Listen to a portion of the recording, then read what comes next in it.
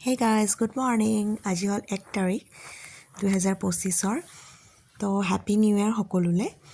তো আজি 1 তাৰিখ বুলি প্ৰথম বছৰৰ প্ৰথম দিন মা আৰু মই গণেশ মন্দিৰলৈ আহিছোঁ গণেশ বাবাৰ আশীৰ্বাদ ল'বলৈ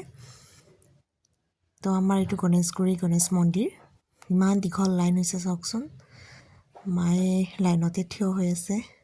বহুত দীঘল লাইন চাগে আজি 2-3টা বাজিয়ে যাব পূজা কৰোঁতে ৰাতিপুৱা 9:30 বজাতে আহিছিলোঁ এতিয়ালৈ মন্দিৰৰ ভিতৰত সোমোৱাই নাই লাহে লাহে গৈ আছোঁ আৰু পামগৈ আৰু মন্দিৰ অকণমান আছে মন্দিৰ পাবলৈ ইমান ৰ'দ দিছে তাৰ ওপৰত থিয় হ'বলৈ পৰা নাই ৰ'দত এয়া মন্দিৰৰ ভিতৰত সোমালোঁ বহুত লাইন বহুত ভিৰ হৈ আছে মন্দিৰৰ ভিতৰত এতিয়াও যাব পৰা নাই সেয়া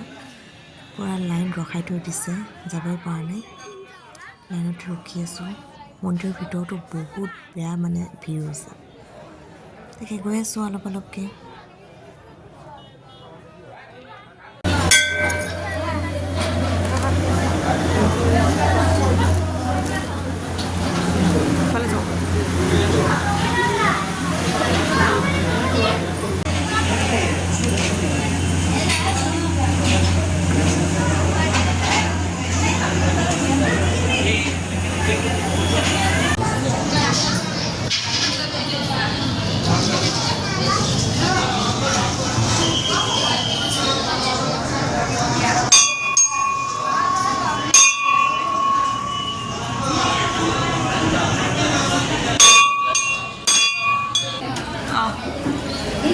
দিয়া মই তাৰপিছত দিম দিয়া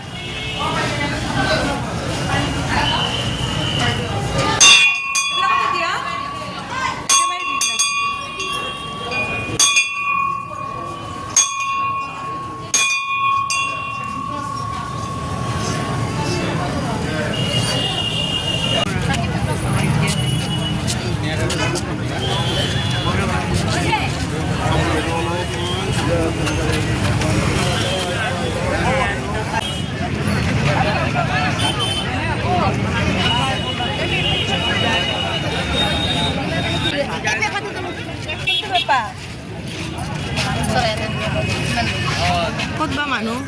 এইটো পেপাৰ কিমান 20 টকা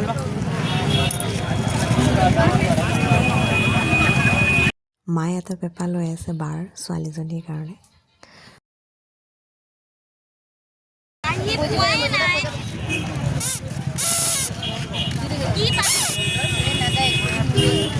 বেলেগ এটা লোৱা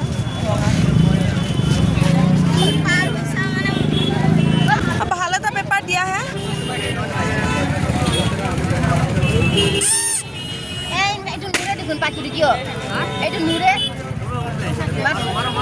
বজাই দিয়ক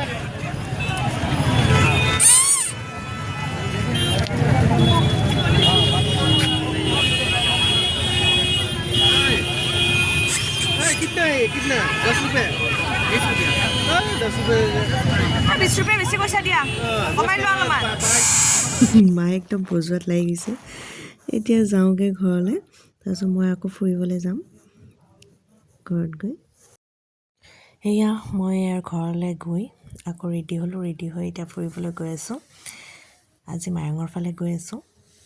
ইমান ঠাণ্ডা কুঁৱলী পৰি আছে গোটেই ৰাস্তা